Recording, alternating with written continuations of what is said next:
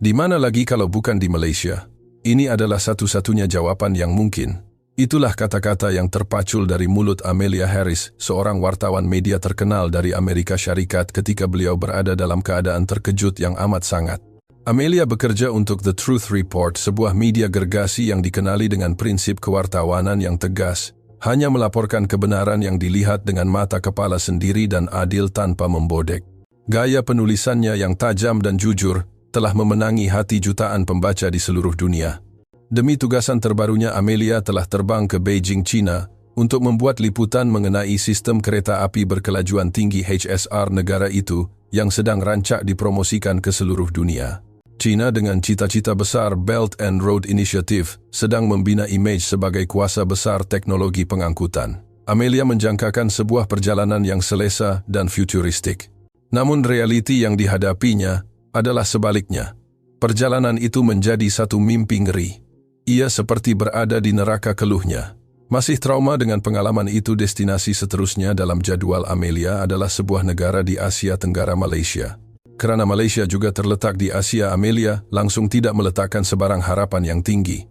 Dia menjangkakan sistem kereta api di sana tidak jauh bezanya dengan apa yang dilaluinya di China. Namun bermula dari saat dia menjejakkan kaki di stesen, sehinggalah dia turun dari kereta api, dia terus-menerus dikejutkan dengan pelbagai perkara yang tidak disangka-sangka.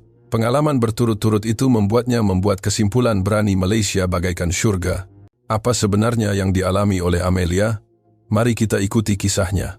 Amelia Harris mempunyai pengalaman lebih 10 tahun sebagai wartawan kanan. Kredibilitinya tidak boleh dipertikaikan. Kali ini fokusnya adalah persaingan teknologi kereta api di Asia. China dengan landasan kereta api berkelajuan tinggi terpanjang di dunia menjadi penanda aras. Di China, Amelia menaiki laluan utama dari Beijing ke Shanghai. Sepatutnya ini adalah kemuncak teknologi pengangkutan China. Namun baru sejam perjalanan bermula kebenaran yang pahit mula terdedah. Pertama, kereta api itu tidak berlepas tepat pada masanya. Kelewatan yang teruk menyebabkan jadwal kerja Amelia menjadi kacau bilau. Tetapi itu belum seburuk keadaan di dalam gerabak. Amelia membayangkan suasana yang tenang dan profesional. Hakikatnya, penumpang melebihi jumlah kerusi. Di kerusi yang sepatutnya untuk 2 orang berhimpit 3 orang. Ada penumpang yang baring di atas lantai. Suasana riuh rendah dengan suara jeritan dan perbualan yang bingit. Kebersihan adalah isu besar, sampah bersepah, tandas berbau busuk, dan ada penumpang yang merokok serta berjudi secara terbuka. Amelia yang tidak tahan dengan bau dan suasana itu memutuskan untuk turun lebih awal dari yang dirancang. Dia kecewa. Adakah semua kereta api di Asia seburuk ini? Sebagai wartawan yang berintegriti, Amelia tidak mahu membuat generalisasi melulu. Dia perlu menyiasat negara lain.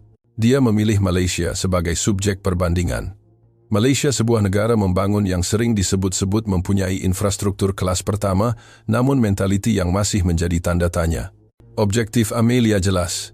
Dia mahu menguji sendiri perkhidmatan kereta api antara bandar di Malaysia, khususnya perkhidmatan ATS Electric Train Service, yang menjadi kebanggaan negara itu dan melaporkannya kepada dunia. Amelia tiba di Kuala Lumpur. Sebelum ini, dia hanya bergerak menaiki kereta sewa di negara-negara Asia lain. Ini adalah kali pertama dia akan menggunakan sistem kereta api awam di Malaysia. Dia menuju ke KL Central Hub, pengangkutan utama negara itu. Ini pun Asia. Pasti sama saja kualitinya dengan China, fikir Amelia dengan skeptikal. Sebaik tiba di KL Central, Amelia singgah ke tandas awam. Disinilah kejutan pertamanya bermula. Dia terpaku. Tandas itu bukan sahaja bersih berkilat, tetapi reka bentuknya moden dan terang. Terdengar alunan musik instrumental yang lembut dan udara di dalamnya berbau harum bau serai wangi yang menenangkan. Ruang soleknya luas dan kering. Lebih mengejutkan, fasiliti sehebat ini percuma untuk digunakan. Jika tandas awam stesen pun begini tarafnya, bagaimana pula dengan kereta apinya? Amelia mencatat pemerhatian ini dalam buku notanya. Jantungnya berdegup kencang, naluri wartawannya mula merasakan ada sesuatu yang istimewa di sini. Seterusnya dia perlu membeli tiket untuk ke Butterworth, Pulau Pinang. Amelia berdiri di hadapan mesin tiket layan diri kelihatan bingung. Dia tidak pasti butang mana yang perlu ditekan. Rasa cemas mula timbul. Tiba-tiba seorang lelaki tempatan yang berpakaian kemas menegurnya. "Cik, perlukan bantuan?" tanya lelaki itu dalam bahasa Inggris yang fasih. Namanya Encik Razak. Dia bukanlah kaki tangan stesen, sebaliknya hanyalah seorang rakyat Malaysia yang kebetulan lalu di situ dan melihat pelancong dalam kesusahan. Encik Razak dengan sabar mengajarnya cara membeli tiket.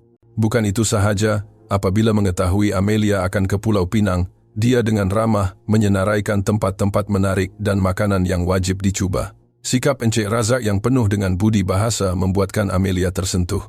Di negara lain, yang dilawatinya bantuan selalunya datang dengan harapkan balasan wang, tetapi apabila Amelia mengucapkan terima kasih dan ingin berlalu, Encik Razak hanya tersenyum manis berkata, "Selamat datang ke Malaysia, semoga perjalanan Anda indah dan terus berlalu pergi." Amelia memandang belakang Encik Razak dengan rasa kagum. Mungkin dia hanya seorang yang baik, secara kebetulan bisik hati Amelia masih cuba mengekalkan tembok skeptikalnya. Mungkin di atas kereta api nanti suasana akan jadi seperti di China.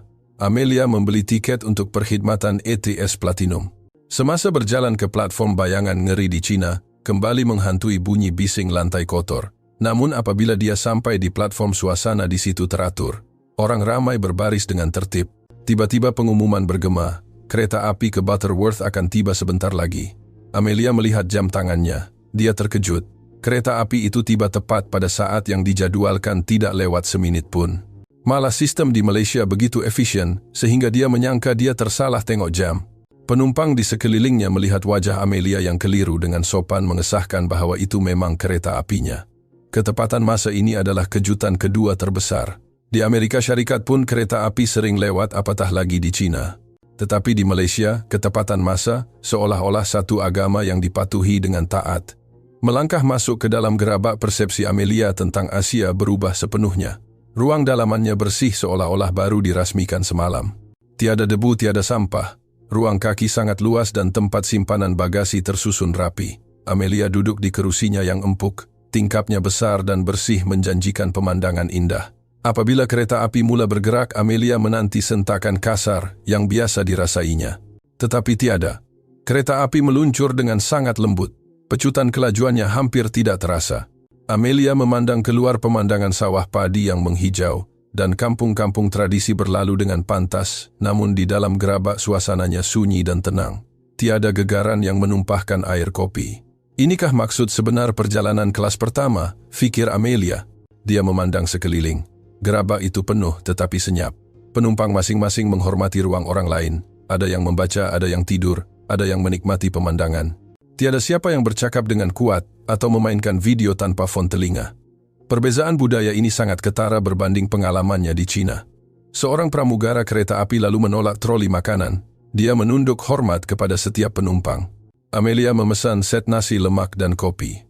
Pramugara itu melayannya dengan senyuman yang ikhlas dan penuh adab. Ini cuma perkhidmatan yang bagus. Amelia cuba menafikan rasa kagumnya. China ada kelajuan, Malaysia mungkin cuma ada senyuman. Namun egonya sebagai wartawan yang sering memuji kemajuan China mula tergugat. Mengapa dia sukar mengakui kehebatan Malaysia? Mungkin kerana selama ini dia terlalu fokus pada naratif bahawa hanya kuasa besar yang mampu buat yang terbaik. Dalam perjalanan itu, Amelia pergi ke tandas di dalam kereta api. Sekali lagi dia tergamam.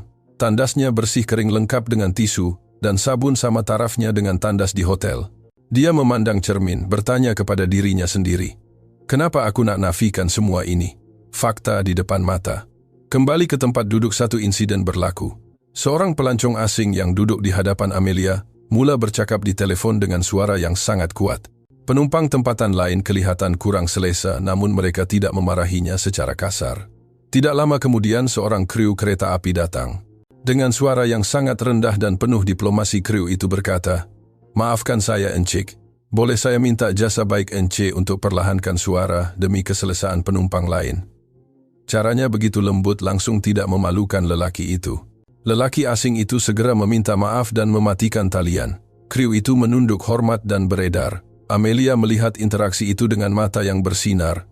Di Malaysia, pertimbangan terhadap orang lain bukan satu peraturan yang dipaksa, tetapi satu budaya yang sudah sebati. Di China, semua orang berebut hak masing-masing.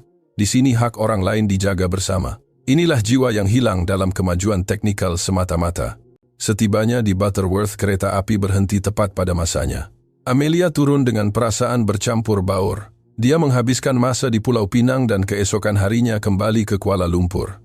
Malam itu di hotel menghadap menara berkembar Petronas yang bercahaya, Amelia coba menulis artikel perbandingan antara China dan Malaysia. Semakin dia menulis, semakin jelas pemenangnya. Keesokan harinya, Amelia mendapat email daripada ketua editornya. Ada perkembangan baru. China sedang bersaing untuk mendapatkan kontrak pembinaan kereta api berkelajuan tinggi di sebuah negara Asia Tenggara. Kamu perlu ke sana untuk majlis pembentangan akhir. Amelia terbang ke lokasi tersebut. Di Dewan Persidangan, wakil dari China memulakan pembentangan dengan penuh angkuh. Teknologi kami paling pantas, paling murah, dan kami adalah kuasa besar. Tiada siapa boleh tandingi kami. Dewan bertepuk tangan tetapi suasananya dingin. Tiba-tiba Menteri Pengangkutan Negara tuan rumah bangun. Maafkan saya, kata menteri itu dengan tegas. Sebelum kita buat keputusan, saya ada soalan. Bulan lepas sistem kereta api Anda mengalami kelewatan besar dan ada isu keselamatan. Bagaimana Anda jelaskan? Wakil Cina berubah wajah. Itu masalah kecil, sudah selesai. Bagi kami keselamatan rakyat dan ketepatan masa adalah maruah negara, balas menteri itu. Pintu dewan terbuka. Masuklah delegasi dari Malaysia. Mereka bukan sekadar jurutera, tetapi satu pasukan yang membawa aura ketenangan. Ketua jurutera Malaysia itu melangkah ke hadapan. Salam sejahtera, mulanya dengan rendah diri. Kami dari Malaysia tidak menawarkan kelajuan semata-mata. Kami menawarkan satu ekosistem. Sejak perkhidmatan ETS, kami diperkenalkan rekod keselamatan kami adalah keutamaan tertinggi. Dia menyambung. Kami percaya teknologi dicipta untuk manusia, bukan manusia untuk teknologi. Kami menawarkan sistem yang tepat masa, bersih dan selesa. Data kami menunjukkan kadar kepuasan penumpang yang sangat tinggi dan kadar kerosakan yang sangat rendah. Wakil Cina cuba membantah, tetapi jurutera Malaysia itu mengangkat tangan dengan tenang. Ini bukan tentang siapa lebih hebat. Ini tentang siapa yang boleh dipercayai untuk menjaga nyawa rakyat tuan rumah. Kami di Malaysia menganggap setiap penumpang seperti keluarga. Menteri itu terdiam, kemudian dia tersenyum. Terima kasih atas tawaran Cina, tetapi kami memutuskan untuk bekerja sama dengan Malaysia. Dewan menjadi sunyi, kemudian gamat dengan tepukan gemuruh. Wakil Cina terdiam 1000 bahasa. Amelia menyaksikan semua ini dengan hati yang puas. Dia faham sekarang. Malaysia menang bukan kerana mereka ada wang paling banyak atau kereta api paling laju di atas kertas. Mereka menang kerana amanah, integriti, dan nilai kemanusiaan. Selepas majlis itu, Amelia sempat berbual dengan jurutera Malaysia tersebut. Adakah Anda rasa Anda lebih baik dari China? Tanya Amelia. Jurutera itu menggeleng sambil tersenyum. Setiap negara ada kelebihan. China hebat dalam skala besar. Tapi di Malaysia kekuatan kami adalah pada perincian dan keharmonian. Kaki tangan pembersihan, pemandu tren, penjual tiket, semua bangga dengan kerja mereka. Itu rahsia kami. Amelia teringat kepada Encik Razak di KL Sentral, teringat tandas yang wangi, teringat kriu kereta api yang sopan. Segala-galanya bersambung menjadi satu gambaran lengkap. Malam itu Amelia menulis artikel terakhirnya dengan tajuk Pelajaran dari Malaysia Apabila Teknologi Bertemu Kemanusiaan. Dia menulis, saya telah mengejar kemajuan di China, tetapi saya menemui tamadun di Malaysia. Pembangunan sebenar bukan sekadar bangunan tinggi atau tren laju. Ia adalah apabila rakyatnya saling menghormati, menepati masa kerana menghargai masa orang lain dan menjaga kebersihan demi keselesaan bersama. Malaysia bukan sahaja membina landasan kereta api mereka, membina sebuah masyarakat yang bertamadun tinggi. Artikel itu meletup di internet. Amelia tersenyum membaca komen-komen pembaca. Sebelum pulang ke Amerika, dia kembali ke KL Sentral mencari Encik Razak. Apabila bertemu, dia menggenggam tangan lelaki itu. Terima kasih, kerana Encik, saya faham apa itu Malaysia yang sebenar. Encik Razak hanya ketawa kecil. Sama-sama, datanglah lagi. Malaysia sentiasa menyambut Anda. Amelia melangkah pergi dengan satu kepastian, dia pasti akan kembali ke syurga Asia ini.